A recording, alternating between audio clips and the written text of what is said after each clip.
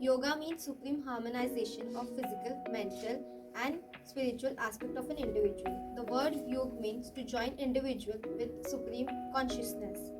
The yoga aims in providing the balance between the physical, mental, and emotional well-being of an individual. The 8 elements of yoga are as follows. In this video, we are going to talk about asanas in the supine position. So, asanas in the supine positions are first Pavan Muktasana, Ardha Halasan, Halasan, Setu Bandhasan, Naukasan, Matyasana, Shavasana, and Sarvangasana. So, first we'll be proceeding with the Pavan Muktasana. So, ma'am, please follow my instructions. Please lie flat on your back. Keep your feet together and hands by side of your hips. Exhale and raise your legs up. Bend knees and bring them close to your chest. Clasp your hands around your knees and hug your knees to your chest. Rest in pose for 3 long breaths.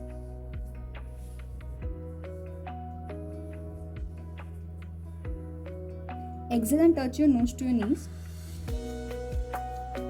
Inhale and rest your head on the floor. Stay in this pose for 3 more long breaths.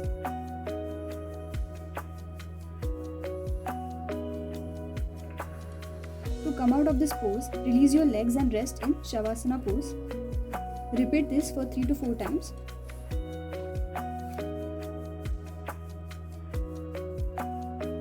Our next asana is Ardha Halasan technique. Lie down in Savasana, supine position. Join both the legs and keep hands with the thighs.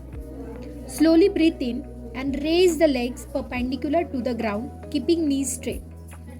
Hold in and breathe. Stay in this position as long as possible.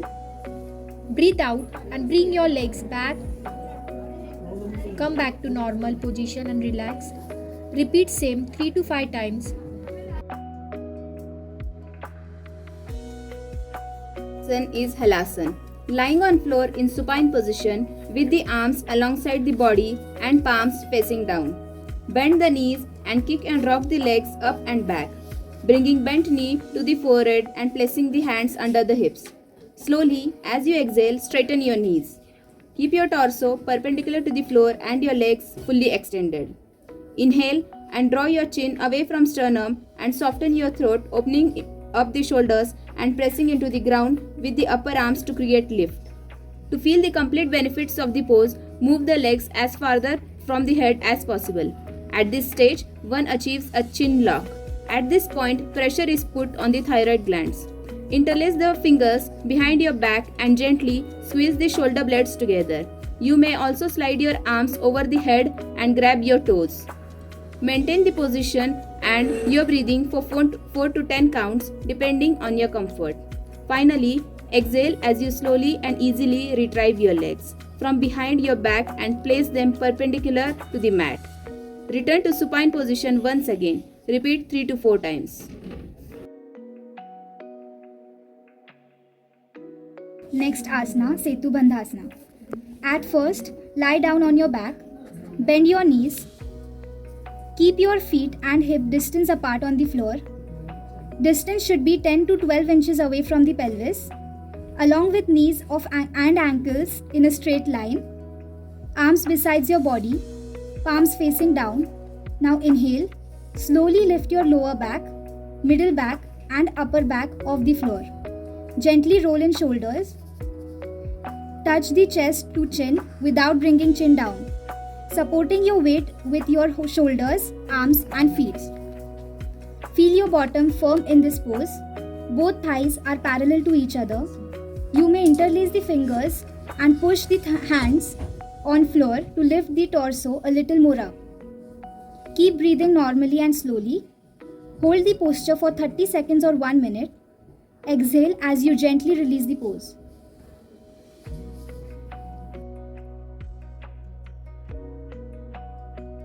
The next asana is Naukasana. Lie on your back, feet together and arms beside the body. Take a deep breath as you exhale. Lift your chest and feet off the ground, stretching your arms towards your feet. Eyes, fingers, and toes should be in one line. Feel tension in your navel area as the abdominal muscles contract. Keep breathing deeply and easily while maintaining the pose. Hold on for a few seconds. As you exhale, come back to ground slowly and relax. The next asana is Matyasana. Lie down your back, breathe in along with slightly raise your pelvis off the ground.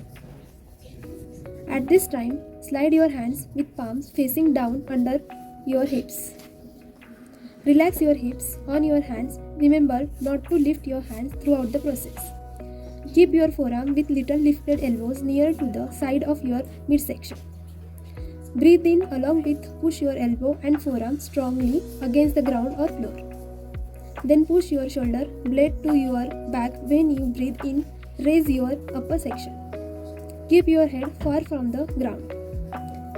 Relax your head by placing on the ground and make arch of your back as well as raise your chest also. Keep in your mind, don't rest your head completely on the ground. Try to place your crown part on the floor, but keep very less amount of weight on your crown. For avoiding lots of pressure on neck, make strengthening your legs or bend your knees. Next asana, Savasana. Lie flat on a floor. Ensure no disturbance. Make sure you are comfortable. Don't use any pillow or cushion in this. It will be best if you lie on a hard surface. So, close your eyes. Place your legs such that they are comfortably apart. Legs are relaxed completely and toes are facing sideways. Arms are placed along your body and slightly apart, leaving your palms open and falling upwards.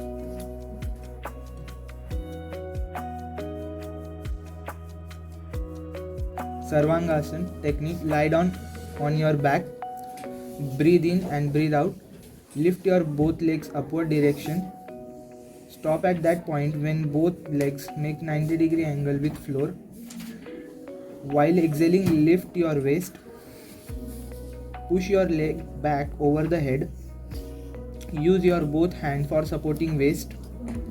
Get your leg back and waist in one straight line. Stretch your toes toward the sky. Keep your eyes on your toes.